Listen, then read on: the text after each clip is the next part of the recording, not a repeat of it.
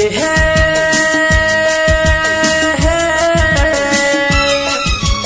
हो हो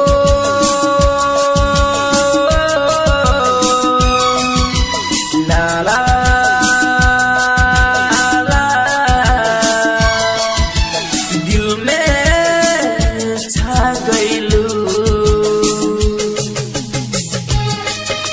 आप सुन रहे हैं धनंजय धड़कन को। कवना माटी से तुहके बहनवले भगवान गजबे के चेहरा बाटे तोहर गजबे बा मुस्कान हो नैना से तीर चला के दिल के कई दी हलुआर पार कि जनी हंस के न बोली ह तू यार न तो हमरे से हो जाई प्यार सुना हंस के न बोली ह तू यार न तो हमरे से हो जाई प्यार हटावना माटी से तुहके बनवले भगवान गजब के चेहरा बाटे तोहर गजबे के मुस्कान हो नैना से तीर चला के दिल के कोई दी हलुआर पार कि जनी हंस के न बोली ह तू यार न तो हमरे से हो जाई प्यार कि जनी हंस के न बोली ह तू यार न तो हमरे से हो जाई प्यार।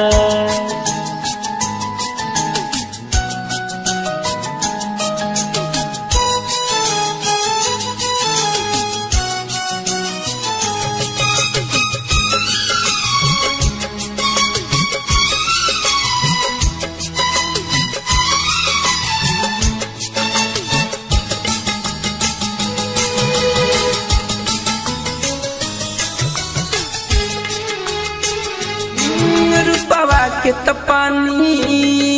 तोहरो त चमके देहिया से त खुशबू फूल जैसन गमके हो रूपवा के तपानी तोहरो त चमके देहिया से त खुशबू फूल जैसन गमके कि जब हंसेलू दिलावा धड़क जाला दिल के तार दिलावा से जुड़ जाला